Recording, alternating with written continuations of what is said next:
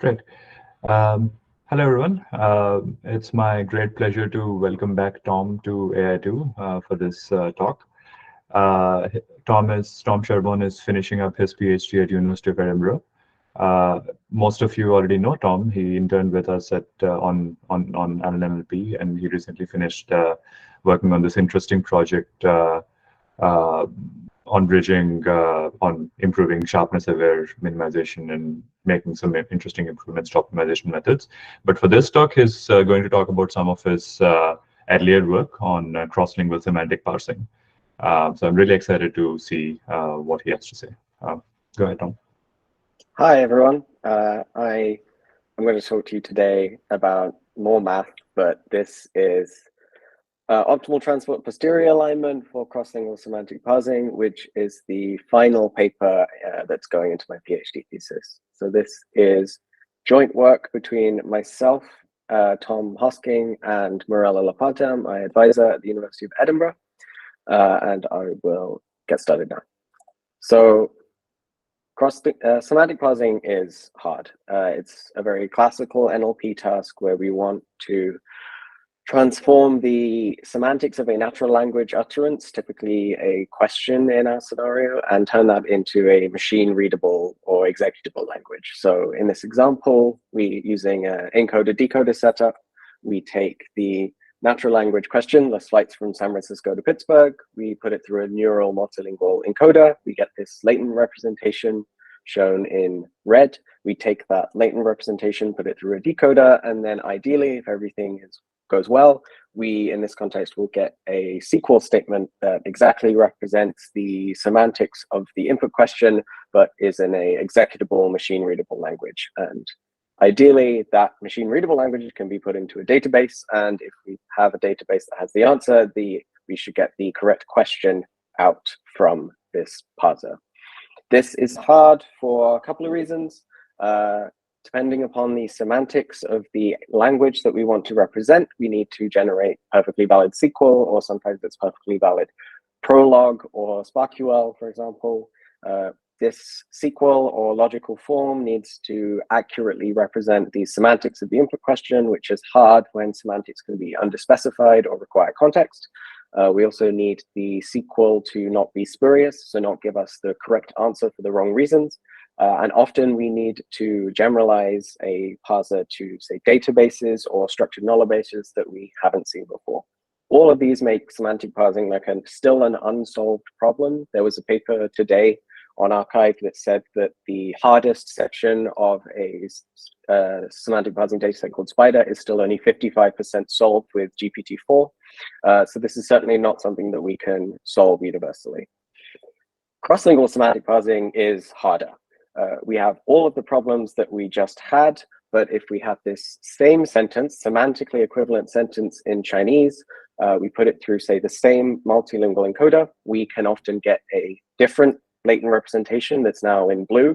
We'd put that through the same decoder, and we can often get a junk logical form. We can get a syntactically valid form that doesn't mean the same thing, or we can just get usually nonsense. If the parser is maybe based on a multilingual model, but it hasn't seen enough of every language, or it's only fine-tuned on a specific language, this information and the task ability does not transfer successfully across languages. And there are multiple reasons why. How questions are structured in individual languages varies a lot.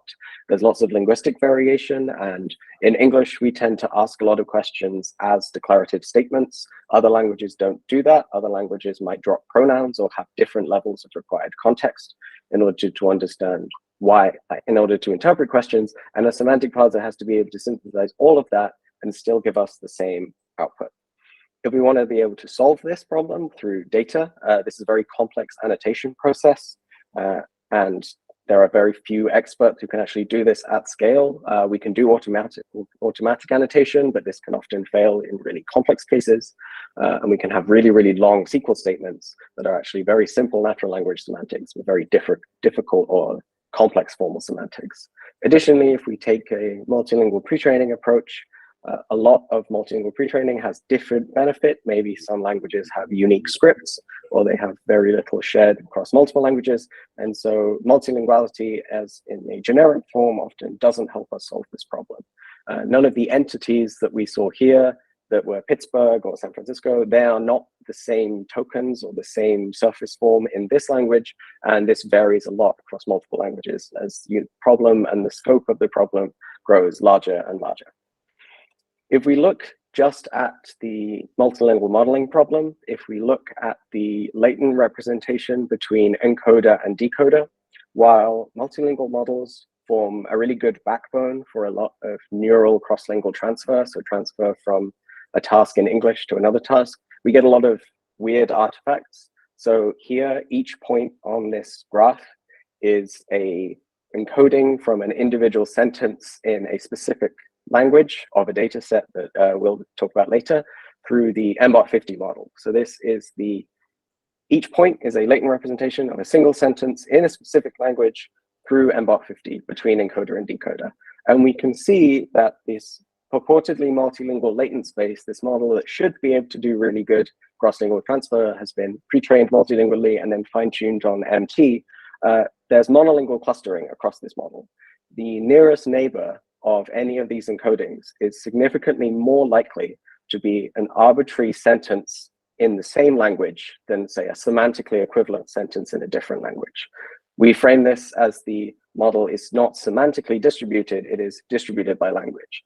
And a lot of this is to do with how pre-training corpora is unbalanced, and the model has sufficient capacity to partition the latent space, so representations can be monolingual, but this is really undesirable when we want to do a transfer task, because what we actually want is, say, the task capability or the representations to match cross-lingually so that we can have, as long as we can map in the latent space, we can actually map to the same output.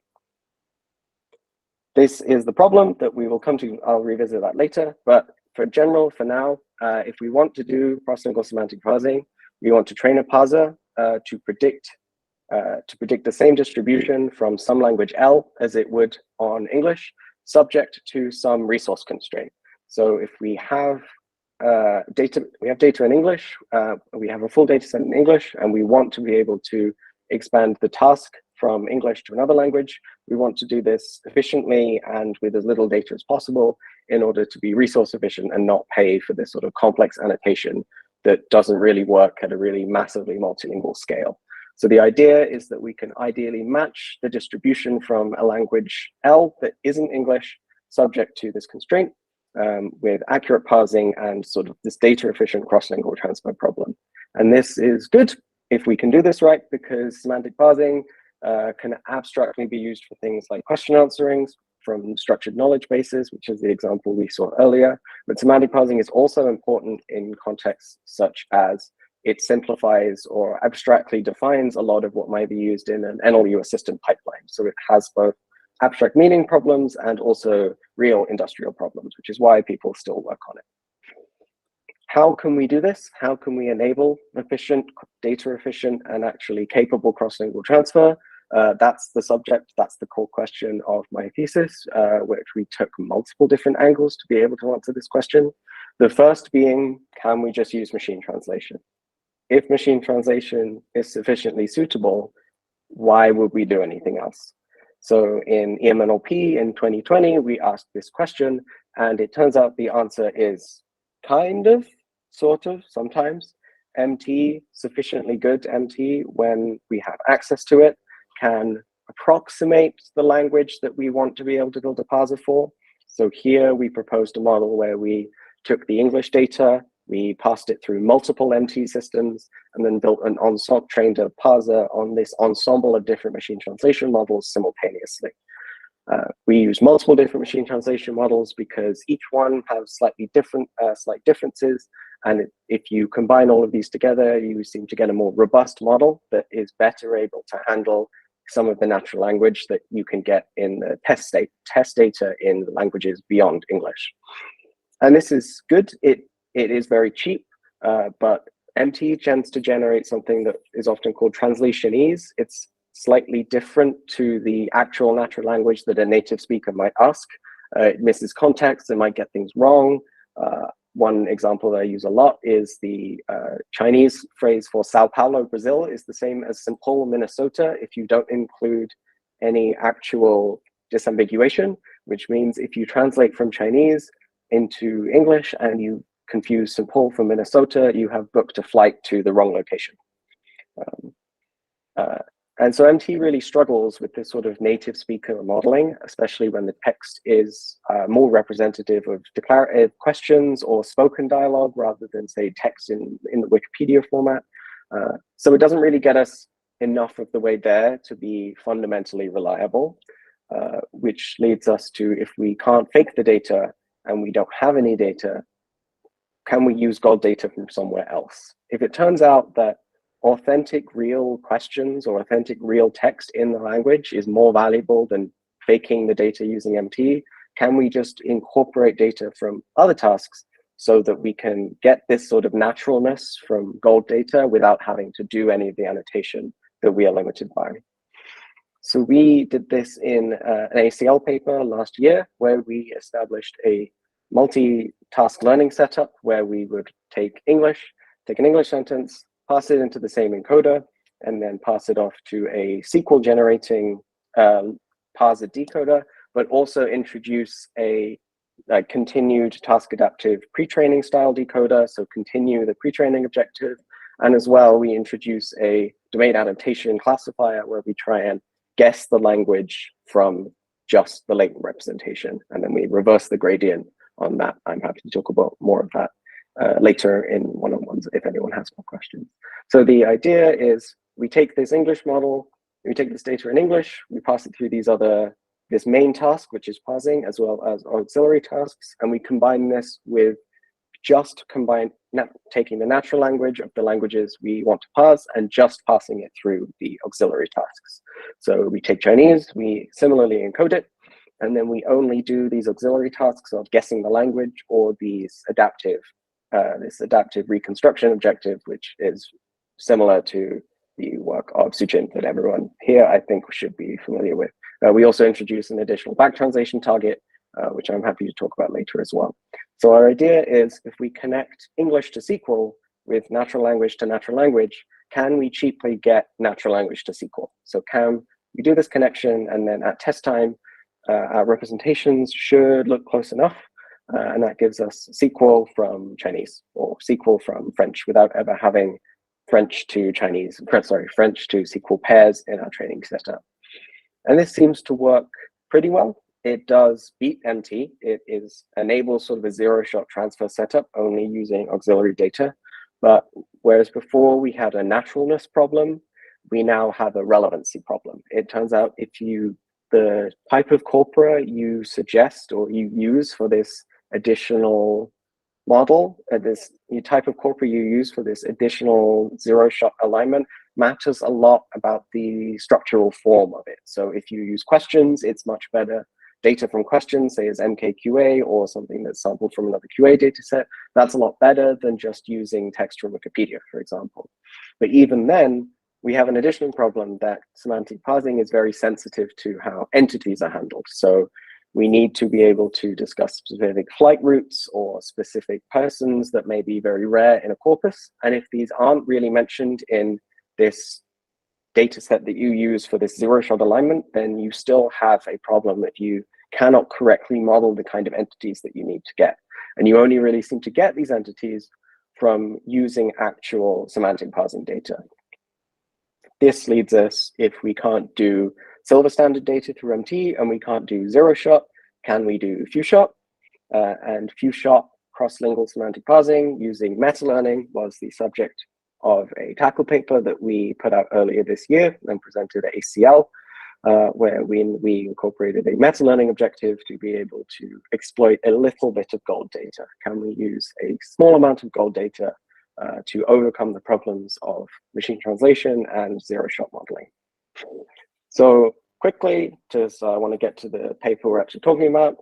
What we did is, taking this encoder-decoder setup, we built a training-based first-order meta-learning algorithm where we approximated the full, what we call the trajectory of training from multiple batches of English, and then we sample a single batch of this language that we want to parse, and combining this meta gradient with this out of domain or low resource language gives us the ability to make sure that our training trajectory for our out of domain case is coherent and follows along with the training trajectory for the in domain case, or the language that we have lots of data in. And it turns out if you combine these two, you get much better few-shot parsing, much better than the zero-shot model, and much better than the machine translation model as well. One of the problems is that it's actually quite intensive. We've gained few-shot transfer that is efficient. It is empirically beneficial, empirically beats everything else, but it's quite unstable. And as well, the learning mechanism I've talked about in terms of coherent gradients is mostly just a theory. It's actually quite hard to demonstrate that it is always doing what I've just said it's doing. But if we take this model and we take the previous model and we take the machine translation model, in all of these cases, what we have been in essence asking for is we've been asking for this latent representation between encoder and decoder to be similar. What we really want is sort of these blue states encoded from Chinese to look like the red states from English. And then if we theorize that all the encoding of the language understanding happens and maps to an encoding, and then the decoder just does the generation, if we can always get these latent states together or closer together, then we should be able to get the same parsing output regardless of the input language. So all of these models are trying to do this, but aren't explicitly asking for it. We frame all of these as requesting sort of implicit latent alignment, which is where the paper I'm going to talk about today comes in, because in this paper, we take this implicit cross-lingual latent alignment and we make it explicit. We actually decide to ask and minimize an objective that just wants these two latent spaces to actually look similar. We are encouraging this behavior explicitly instead of wanting this behavior, but not actually getting to the root of optimizing for it. That is the subject of today. That is the optimal transport-based method. It's the final paper. It's another few-shot method, but I will also talk about some nice directions that we are going to next at the end of the talk. So the way that we do this is that we introduce an explicit latent variable between encoder and decoder. Whereas before, we had a setup where the encoder produced some arbitrary space and then passed it off to a decoder. We introduce a explicit latent variable, z, between encoder and decoder for all languages, which modifies the standard encoder-decoder transformer setup. The benefit of this is that if we have an explicit latent variable between encoder and decoder, we can now measure the distance between encoder and decoder latent variables. So if we have this z state between that is output by the encoder, and we can exactly describe it using using standard mean and variance-based descriptions of distributions, we can also now minimize the distance between samples as the distances between languages. And if we introduce this explicit target, we can now explicitly tell the model, make your z state for Chinese, for example, look like the z state for English. And fundamentally, at a core level, that is all we are asking for with this explicit form of cross-lingual latent alignment. The method that we use to do this, which is called Minotaur, we had a nicer name, but we got scooped on submission day, so now it is called Minotaur.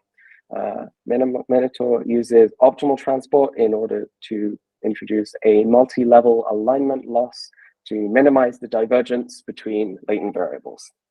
That is the full spiel, but I will not dwell on that too much and go into what is actually happening underneath it. The core of this is based on optimal transport. And the reason that we use optimal transport is because it really nicely describes how we want to map between domains as well as factor through a latent variable. So on the left here, we have an approximate description of the mapping from X to Y given X in a sequence-to-sequence framework, wherein we maybe have no formal distribution defined between encoder and decoder, or we have a difficult to estimate joint distribution between encoder and decoder. More practically, we usually just have no distribution. But if we take the perspective of introducing an explicit latent variable, which it follows the form of the Wasserstein autoencoder, we can factor this mapping through some variable z, whereas now on the right, we map from x, we map from the input space to a continuous latent variable z conditioned on the input space, and then we map directly from the latent variable to y, so we map the SQL conditional upon this latent variable y, rather than just conditioning upon this input. This now hopefully becomes clear that if we can match this z given x states, if we can map these conditional states in the middle in this continuous space that doesn't require word alignment or exact similarity, then we can actually try and get different languages to map to the same z given x without actually needing to explicitly tell it which tokens are similar or supervising the exact output distributions. We have this nice continuous space in the middle between encoder and decoder where we can do all of our mapping. So in order to do this, imagine two models run through of encoder to decoder. When we get the latent representation from English, and then we get the latent representation from another language, and we tell the model, make your latent representation from the other language look like your latent representation for English. So before we do that, how do we modify the structure? So we take the encoder, this is the same model. If we have no distribution between encoder and decoder, the latent space is not a distribution. There's anything that really happen in between these spaces, and we would expect the model to be able to handle it. Instead, we take this and then we reformulate our model using the variational reparameterization. So instead of the encoder just predicting arbitrary representations, it now predicts a sample from a normal distribution. So the encoder predicts a mean and a variance for each time step of the input. And then we take all of these samples from a distribution and then pass them into the decoder to generate the SQL. This is similar to a VAE, but is not a true VAE because a VAE would use an elbow loss for training and also would typically in a transformer model pool all of these representations to a single representation for decoding. We find that this is too lossy. And if you don't do this sort of combination stage, if you have T encoding, probabilistic encodings for T tokens in the input, then you get no loss, but also get all of the stability that makes this modeling possible. Given that now Z, this input state, this sort of encoding state is a distribution, we can now sample from this distribution and describe it using both the points, the conditional posteriors, which are z given x, and also describe the full space with some probability density in order to be able to approximate the full z rather than just z given x. But we also have this representation for other languages. So instead of before, if we wanted to tell a model that we explicitly want latent representations to look similar, we couldn't express this formally probabilistically because these were arbitrary latent space, but we now can exactly express the difference between conditional posteriors, that is estimates of this z latent distribution, given different samples of x, and that where x may come from different batches, different languages. In a walkthrough of how this works, so we introduce an additional loss, which is this multi-level alignment loss. If we now take our encoder-decoder model, we have English, we encode it, we get this sample of this latent variable z conditioned on x.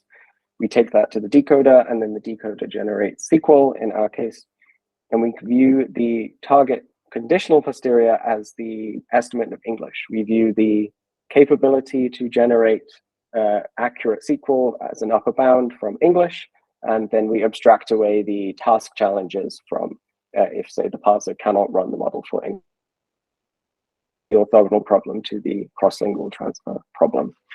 So if we do this for one batch, then we get, say, a set of encodings for a specific language.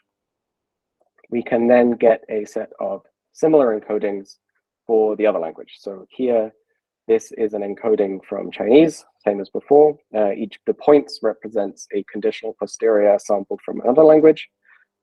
And now we have a set of cross-entropy losses for generating SQL from an input. And we also now have a set of latent variable samples for both languages, which we can use to explicitly inform the model to learn latent similarity. Slight jump here, just to fill in the density to look like as it looked before, which I removed for clarity. The fine-grained alignment that we consider in the Minotaur model is to measure the divergence between conditional posteriors. So formally, this is the divergence between a set of QZ given X and other QZ given X for different languages. Actually, what this means is that this looks like informing the model that its samples from one language must look exactly like the samples from another language. So this is a fine-grained supervision on the similarity or the divergence between two sets of tokens. So we want a set of the encodings from one language as in terms of actual encodings of a set of tokens to look like the encodings from another language. Which is how we inform the model that the explicit representation of Chinese here should match the explicit representations of English. And this is on a fine-grained small level. But because each of these set of Z samples has a density, we consider Z as a distribution over the full language space. So there is some Z distribution for English, there is some Z distribution for Chinese. We can also estimate these full spaces and then minimize the distance between those as well. So coarse-grained alignment uses a kernel test to try and minimize the distance between actually these full spaces.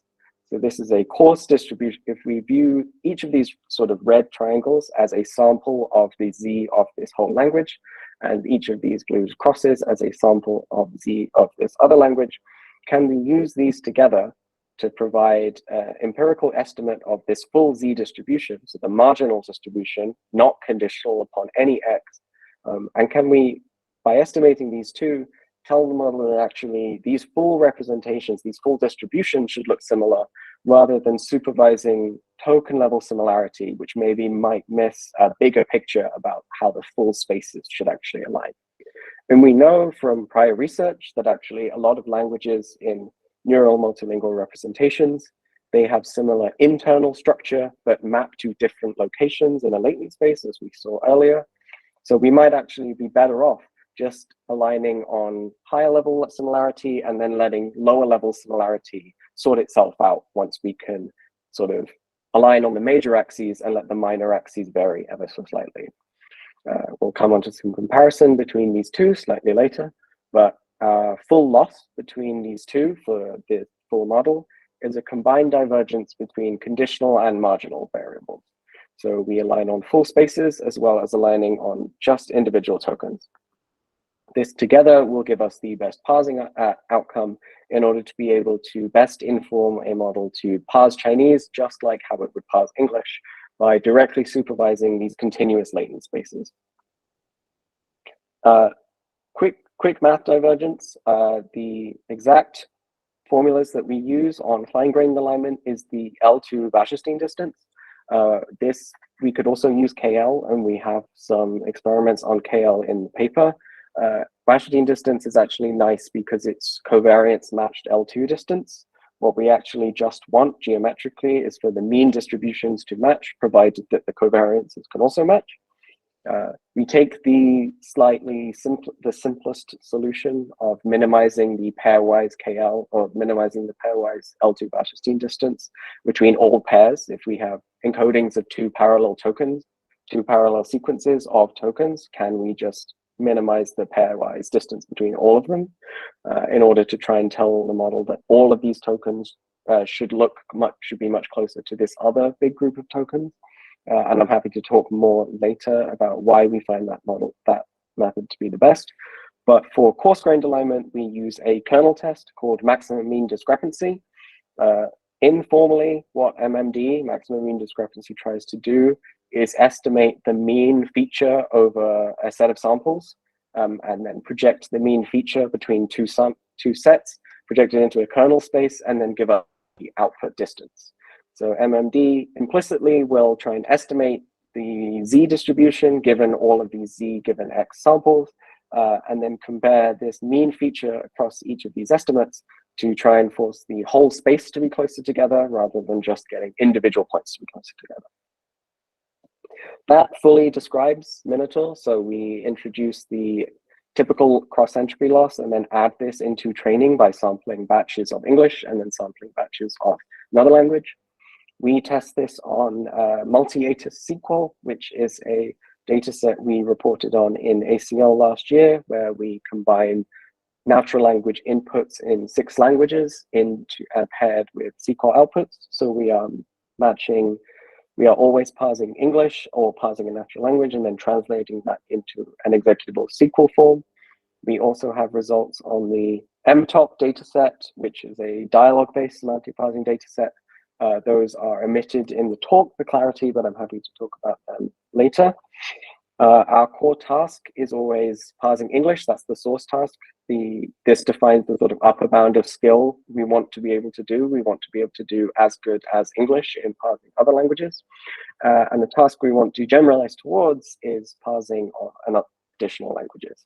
Each of these is French, Portuguese, Spanish, German, and Chinese, where we sample random subsamples of the data from 1% to 10%, which we describe as few-shot parsing. Because ATIS is very small, the 1% sample corresponds to 40 examples. So we want to generalize with 40 examples from English to each of these additional data sets, each of these additional languages.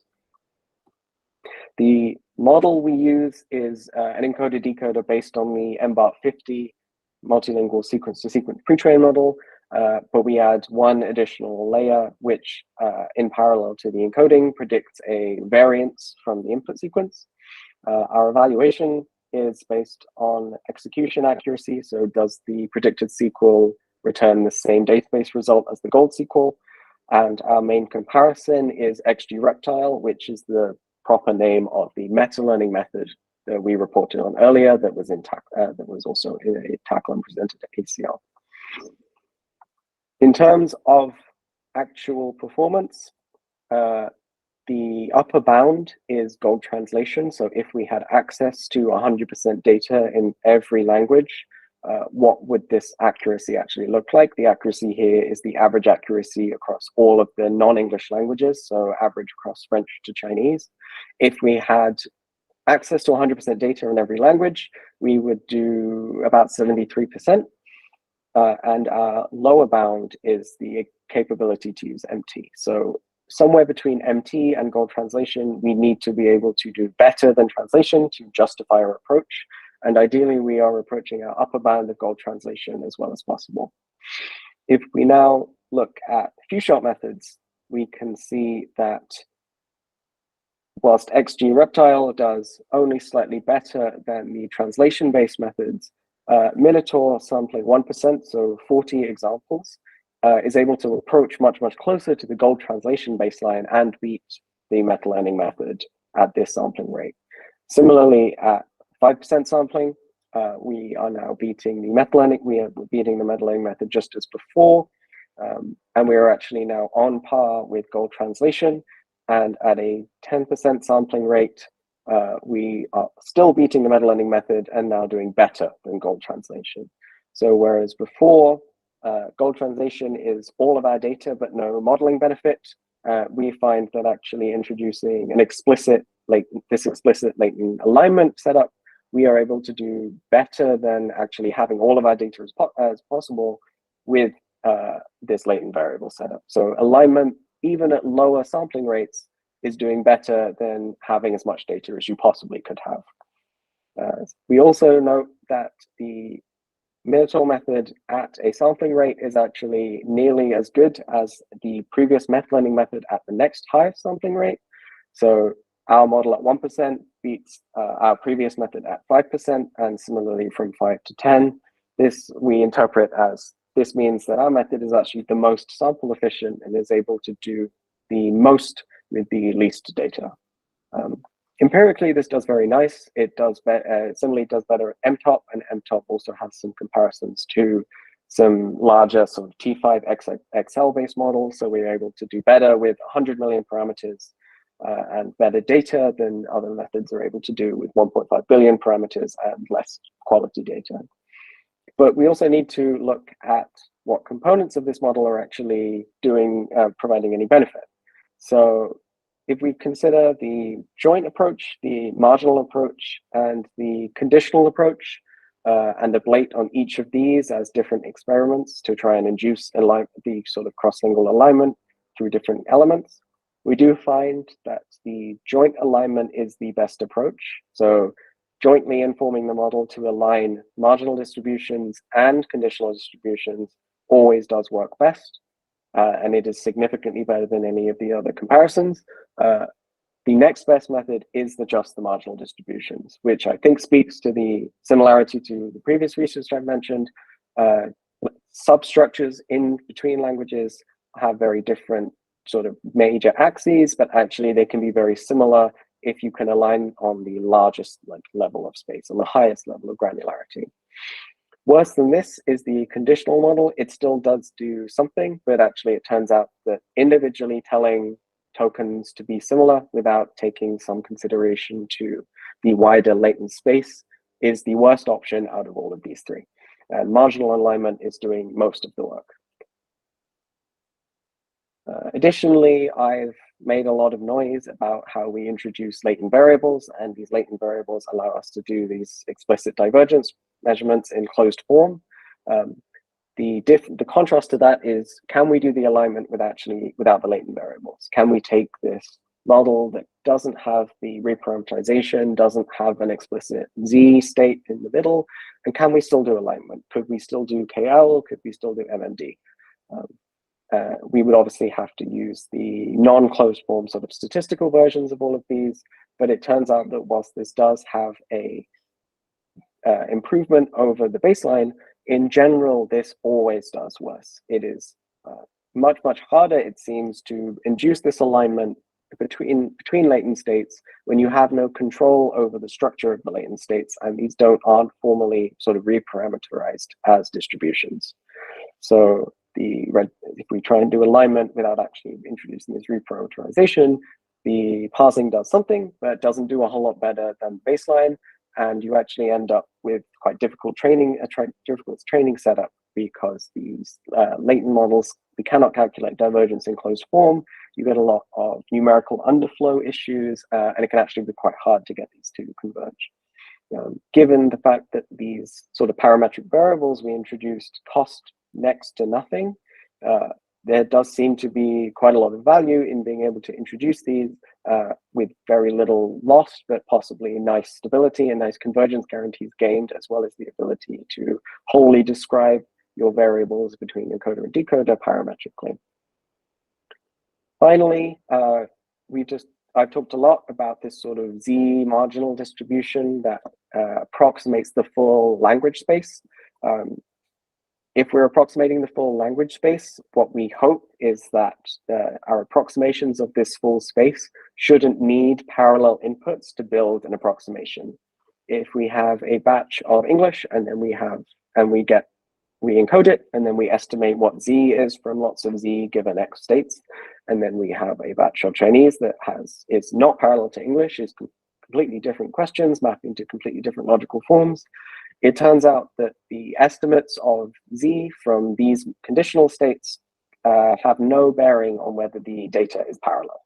So you can do marginal alignment, so you can align a full distribution from conditional estimates without any parallel data. The statistical significance between these two models is nothing.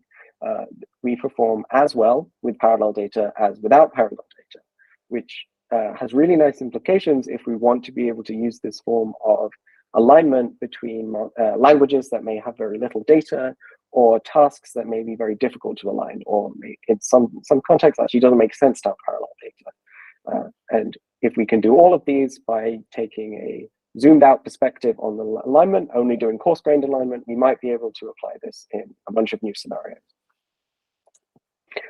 Finally, just to summarize what we're learning from the representation, if we revisit this T-SNE representation and we know that we're able to learn cross-lingual similarity, and we're able to actually do this explicit alignment, we can transform from this MBOT50 representation that has monolingual clustering on the left to the model, our model Minotaur at 1% sampling on the right.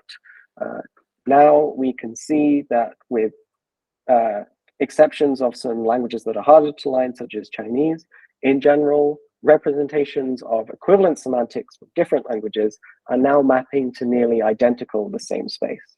If you take our model and you look at the nearest neighbors of a representation, it is much, much more likely that the nearest neighbors of this representation will be the same semantics in a parallel input sentence than it would be any other sentence that maybe means something completely different in the same language. We interpret this as a better semantic distribution. So here, if we revisit our original example, each of these sentences maps to completely different areas of the latent space, despite the fact that they all mean the same thing, and they actually should all map to the same sequel. Whereas our model, all of these sentences that mean the exact same thing are now going to nearly the exact same location, and they are now each other's nearest neighbor in introducing a better structure to the latent space. This has a few things that we want to do with it next. That is Minotaur in full. There are a few future directions breaking out of semantic parsing that we are now looking at that are nice. I'm going to explain them now. The first is, if we can induce a better structure to our latent space, how can we introduce this to tasks where the latent space structure is actually of critical importance? The main thing here that we are looking at is this applicable in cross-lingual question answering, or task where we need a shared latent space and need to be able to look up semantic similarity between different languages? If we could learn this form of structure in a QA scenario, then our question and our paragraphs in different languages might better inform how we can look up evidence for cross-lingual QA in order to be able to provide better answers using by introducing quite a lightweight wrapper in terms of how we do the encodings and how we learn similarity between encodings. Additionally, I mentioned before that there are some examples where parallelism between data is impractical or impossible, and if we can leverage the ability to align marginals between tasks and languages where we have very little resources available, we might be able to incorporate new languages or new domains into tasks where we are unable to do so right now because of either the alignment is difficult or the few-shot generalization is currently challenging given the lack of parallelism. However, if we can implement this sort of marginal alignment model, then we might be able to be much more effective and efficient with the data that we do have in order to be able to implement this in future scenarios. Finally, there are a couple of sort of wider general things that I'm excited to look at. Building off all of this, I think there is generally quite a wide case for adapting monolingual or accidentally multilingual models for multilinguality. Lots of very large models, because of data leakage and because of language similarity, have some latent unlockable multilinguality, even if they are supposed to only be trained on English. And finding ways, either using parameter efficient tuning or this form of structured alignment, what would be an effective way of unlocking the multilinguality in models by leaning on the accidental or the efficient multilinguality that we do have access to. Finally, as well as this, I've done some recent work that we submitted with Pradeep and Hao here on loss surfaces and training dynamics, which is another area I'm really excited about. And there's a bunch of future work that should be possible, looking at how loss surfaces and training dynamics inform both multilingual generalization and wider distribution generalization, and how the loss surface can inform how we can actually build better models, both for language transfer and wider other transfer. So quickly to summarize, Minotaur introduces an explicit structured alignment. We lead state-of-the-art performance on few-shot transfer across both text-to-SQL based semantic parsing and also structured dialogue semantic parsing. We achieve this through a really nice latent representation similarity model, which aligns representations in the continuous latent space on a fine and coarse level. And we also find that this is very nicely more sample efficient than our previous methods and other methods that use machine translation or prompting for data generation. This also leads us to a bunch of nice future directions that we are building on now and hope to build on more in the future. This paper that I've just described is accepted to tackle, and I'll be presenting it at the MLP. So I will see you in Singapore if you'll be there. But right now there is a preprint online while this goes through the general MIT press process, which can take a couple of months. Right, thank you very much. I think that's 44 minutes, so hopefully that was on time. I'm happy to take questions. I know I have some one-on-ones with some people later, so if they don't, I know if you don't ask me questions, I'll stop. Yeah, thanks a lot for the great talk, Tom. We have about 12 minutes for questions, so yeah, please go ahead, anyone.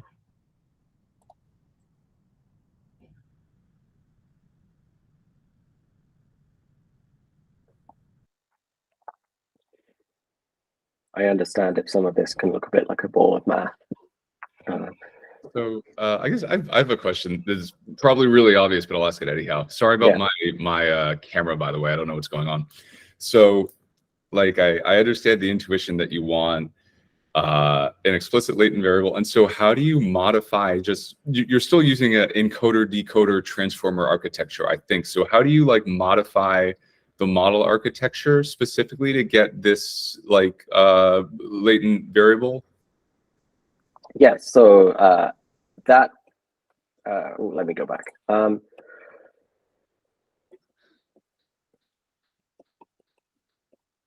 We define two. So the fundamental element is that the encoder, which now used to output just latent representations, we take those latent representations, so each one per token input, and treat that as the mean of a distribution. So that is the mu in this z equals equation.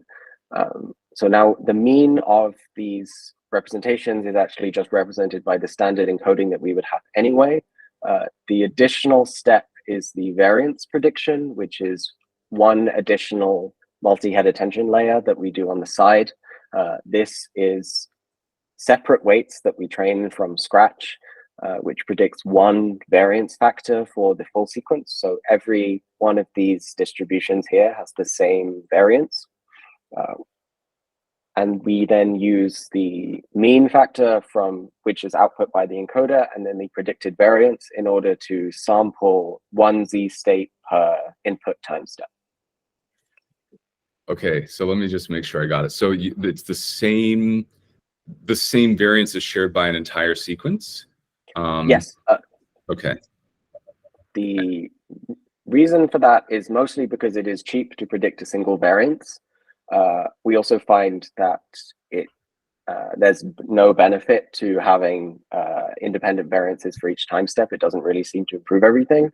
But if we look at how we do the calculations of the distance, if we're minimizing the distance between two sequences of states, but all of those sequences have the same variance. If you this equation here, the second half of this equation happens like instantaneously for all pairs, which means that we can compute a lot of this divergence calculation really, really quickly. So okay, so you get for each token in your sequence, you get a vector, and then you stack those all up to get your means. And so how do you compare if you have two vectors, two sequences of different lengths? Then do your mu vectors have different lengths? Or do you like take the average across the sequence to get the mu vectors to be the same length? No, the mu vectors are the same dimensionality as the encodings, and the mu vectors are the encodings in essence. So for one time step, you would have one encoding that maps to one mean vector. They are the same. The z variable state is this mu plus the sampled covariance. Okay, I think I got it. I could ask you more when we talk, but if that makes sense. Yeah. Thanks. The mu is the encoding. They are the same. So that describes one half of the normal distribution, and then the second half is predicted by this extra layer that we have to train from scratch. Okay. One other unrelated question, which is, so you have this coarse grain thing where you want to like push the distributions of the kind of the overall distributions of the two languages close together. And I'm wondering, kind of thinking back to like Sachin's talk a couple of weeks ago that was talking about different domains, like what if the types of queries that people ask about in English are just like semantically different than the stuff people ask about in Chinese? Then I could imagine like trying to get these distributions to like fall on top of each other actually is like not a desirable thing. Yes, so the data sets that we have used here don't have that problem. But I agree, there are cases when those distributions are fundamentally different, which is one of the things, which I think is a big challenge with the marginal alignment. If you actually, these distributions shouldn't be exactly similar. Ideally, the marginal alignment as a perspective on just the language would ideally push these general spaces together, but then still maintain sort of language-specific substructure that should be able to solve sort of a domain mismatch. But I don't know how that would work out, and that's one of the main issues with extending this that we haven't quite got to yet. There is a version of this ATIS data set that is in Vietnamese, but it's localized. So instead of questions from Pittsburgh to San Francisco, it's like flight requests between cities in Vietnam. We experimented with this, but those logical forms for that version don't work. Like they don't execute into the database because there isn't an equivalent database to retrieve the results from. That makes sense. So while the questions themselves do seem to map fairly similarly, we can't evaluate it in the same way. So we didn't. It sort of left the paper, unfortunately. Cool. Thanks. I have a question. I guess maybe it's related to Dave's last question. I guess when you're doing multilingual semantic parsing, or for that matter, multilingual anything, one of the biggest bottlenecks is the amount of resources you have for any given language, right? I'm guessing you are expected to do worse in low resource languages compared to high resource ones. Your latent variable formulation, how does it affect the dependence on the amount of resources you have per language? Does it make it better or worse, or yeah? Yes, so the example I can use is Portuguese. So Portuguese is not actually low resource in terms of the world. There's Brazilian Portuguese, there's Portuguese, there's European Portuguese. However, in MBOT 50, because people treat Portuguese as an easy language to solve, there's only 10,000 examples in the training data set. So it's actually seen very little Portuguese, but people think the general wisdom is that the amount of Spanish and similar languages can compensate for that. So in our setup, specifically for Portuguese, we find the most gain from this latent variable setup versus, say, the meta learning or any of these simpler models. The model has seen very little of this data, so it's seen very little of this encoding with this language token. And expecting it all to sort of be sorted out by throwing more data at the problem works a lot worse when it's all just expected to sort of latently self-organize. Introducing this explicit latent variable by treating this sample as just as important as a higher resource language that you're trying to generalize towards seems to give the creation of this sort of explicit target does mean that the alignment loss for a lower resource language is as detailed as it would be between a higher resource language. It could be that we need less strong alignment between English to French to English to Portuguese, but the multi-level alignment seems to do a lot better in the lower resource tail. We don't have access to sort of actually low resource data sets within semantic parsing, so it's hard to say how this would extend further. But ideally, there's actually a couple of new data sets in this benchmark called the Extreme Up benchmark that Google put out that has, say, very low resource Indian languages for the MTOP style of semantic parsing that I'm excited to maybe look at later. Cool, thanks. I have another potentially open-ended question, but I'll maybe wait for a few seconds if anyone else has any more, I guess, more concrete or low-level questions.